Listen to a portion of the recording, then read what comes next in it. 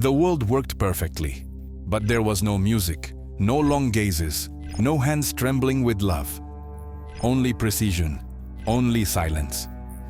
And amid so much perfection, something began to hurt.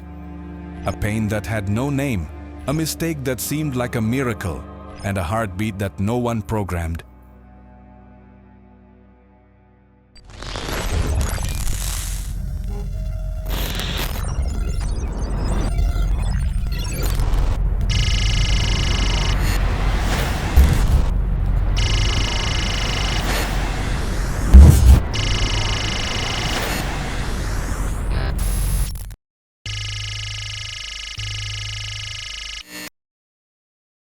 A world in calm, but a calm colder than death itself. No wars remained, no tears, only efficiency. In a future that is already brewing among us, humanity committed its greatest mistake: eradicating emotions. Love, sadness, anger, passion. Everything was removed from the human mind like one extracts a virus from a sick body. The governments, weary of emotional chaos, approved Project Zero, a combination of neural implants, genetic modifications, and unbreakable laws. Feelings were declared unnecessary, irrational, dangerous. Every citizen walked through immaculate, shiny, orderly cities. But life no longer dwelled in their eyes, only function. Marriages were replaced by logistical partnerships, art replaced by informational screens, the music replaced by productivity algorithms. No one argued, no one cried, no one laughed. Pain, yes, had disappeared, but so had poetry, desire, the madness of loving without reason. Society progressed without conflicts, but also without purpose. It was perfect and dead.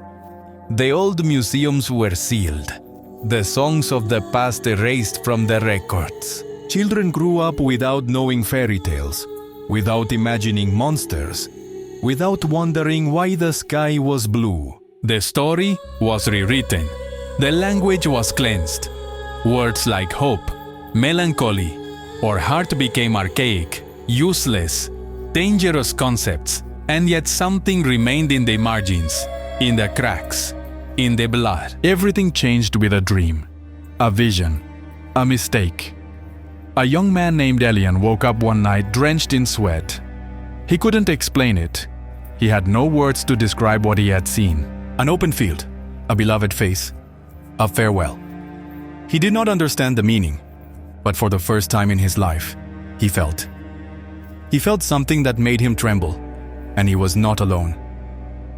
In different corners of the world, others like him began to experience the same. They were the children of memory, born after Project Zero, but bearers of something ancient, something forbidden.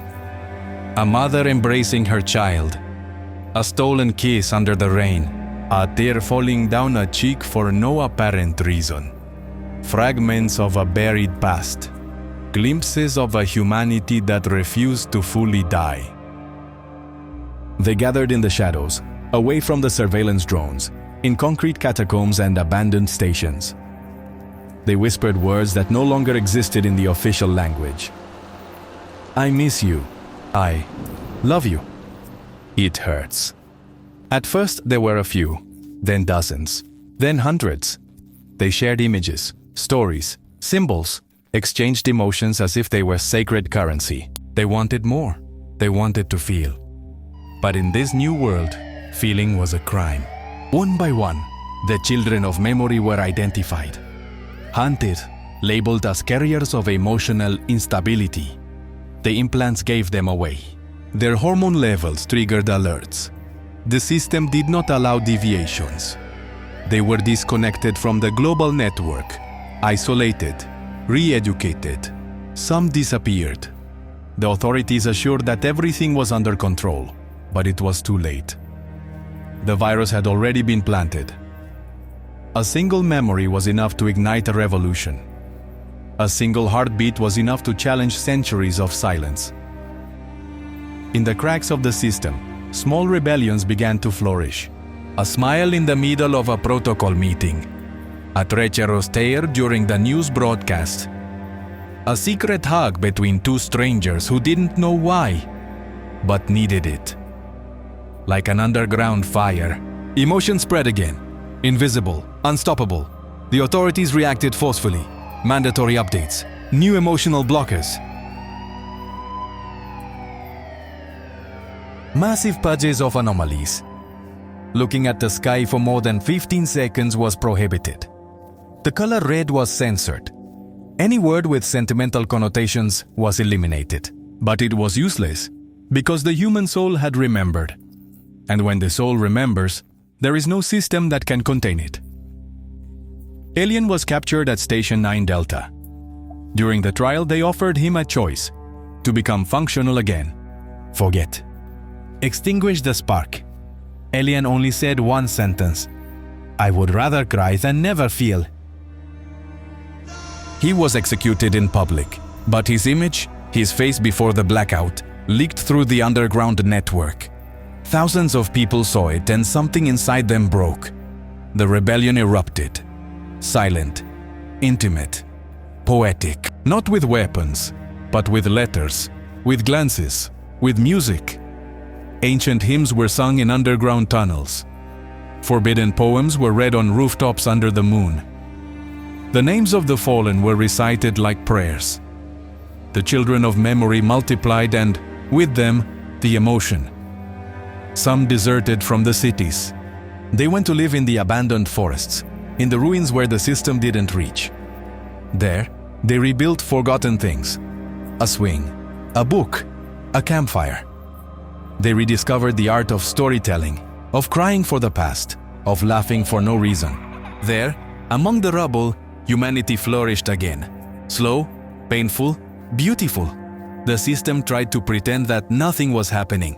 It published figures, statistics, new decrees, but it couldn't kill what it didn't understand.